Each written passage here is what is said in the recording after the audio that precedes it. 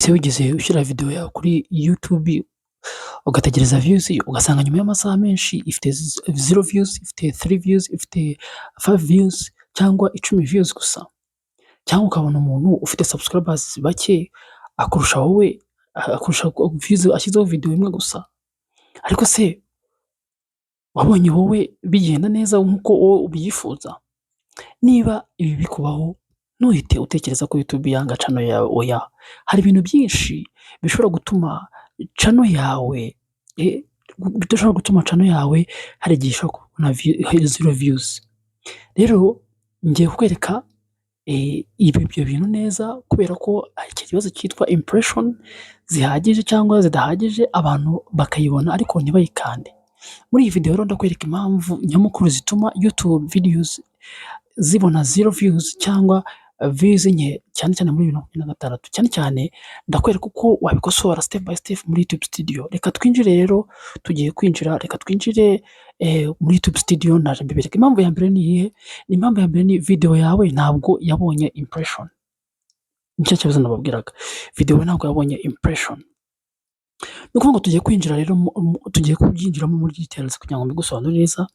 Nkuko bisanzwe reka mbinjize muri YouTube Studio kugira ngo tugende tubikora neza. Winjira muri YouTube Studio, umaze kwinjira muri YouTube Studio nk'ibisanzwe uraza ahangaha ku ijambo bita content. Ijambo numara kurikora content uraza kubona amavideo menshi nk'aya ngaya, uhitamo video yose ushaka bitewe na video ukora. Noneho urangize uzi ahantu handitse ngo analytics. Analytics rero ugomba iyo numara kuhakanda kuri analytics uraza ushaka ijambo bita reach. Ijambo bita reach uraza kubonamo impression, uraza kubonamo CTR, uraza kubonamo views, uraza kubonamo duration, ariko twese twibandaho ni impression. Ese video ifite impression?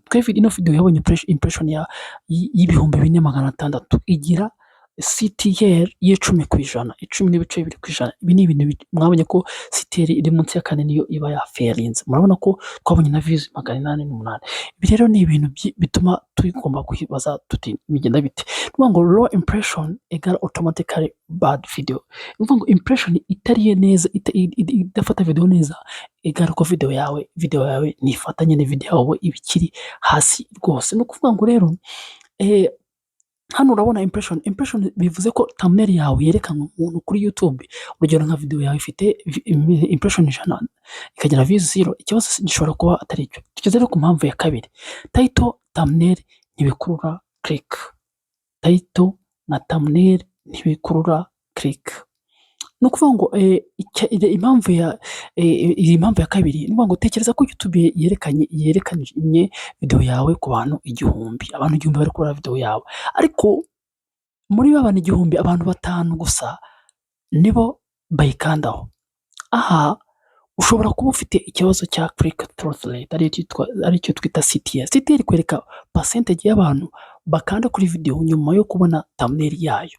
Urugero YouTube igaragaje thumbnail yawe inshuro 1000, abantu 50 barayikanze. CTR yawe ubwo nuvuga ngo ifite hafi ya 5%, 5%. Ariko ntukibande ku mubare umwe gusa ngo uvuge uti CTR yanjye ni 5%, noneho video ni mbi. Oya, CTR ishobora guhinduka bitewe n'ime impression ziturutse kuri audience yawe cyangwa topic washyizeho. Ikibazo gikomeye ni uko ese thumbnail yawe ituma umuntu ashaka kumenya ibiri muri video. Ureba example uti YouTube ibi ni oya, wemenya ngo video yawe irimo iki. Okay, tuvuga ngo ese thumbnail yawe ituma umuntu ashaka kumenya ibiri muri video yawe. Urugero YouTube tips 2000, ibyo ntabwo bifata abantu. Ushobora kuvuga ati why your YouTube video get 0 views in 2006, fix that. Wa muntu uri kureba ya YouTube ya thumbnail yawe azagira amatsiko kuvuga ngo ibintu reka nkandeho bizanyigisha, sibyo? Kuki iyi video ibayeho? Ese nanjye birandeba, reka nyirebe, reka nkandeho nyirebe. Nta kindi rero icyo ugomba gukora ni ukwinjira muri YouTube Studio ukaza muri analytics. Analytics yawe niyo iguha performance ya video yawe. Nukuvuga ngo icyo gukora rero uraza urizira, no ufungura urazamo hano kuri content yawe. Muri content yawe icyo ukora urafunga muri content yawe urebe ese na performance gute. Unamanuka content yawe ikanzeho, uramanuka hasi kugira ngo urebe ese ureba ndareba mu impression yanjye, twabonye ko impression twabonye city, twe tugiye kubona city ariyo bita click truth rate. Ni ukuvuga ngo click, umuntu wakanzeho, dufite click inoze yacu ifite 8.2%, urumva ni nziza.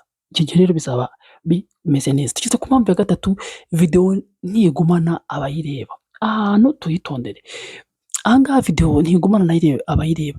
Urugero reka nkwereke, wenda ushobora kuvuga amagambo menshi muri video. Ni ukuvuga ngo noneho reka tuvuge ku kintu gikomeye cyane, audience retention. Iyo tugiye kuvuga ahantu ushobora kugira thumbnail nziza ariko title na title nziza abantu bagakanda, ariko nyuma y'amasegonda 10 cyangwa amasegonda 20 bakava muri video. Icyo gihe YouTube ibona ko abantu bakanda ariko ntibakomeze kureba. Niyo mpamvu iyo mu ntangiriro ari ingenzi cyane, sibyo? Ntugatinde mu bintu uvuga amagambo menshi, uvuga ngo hello guys, welcome back to my channel, my name is Kanaka, please subscribe.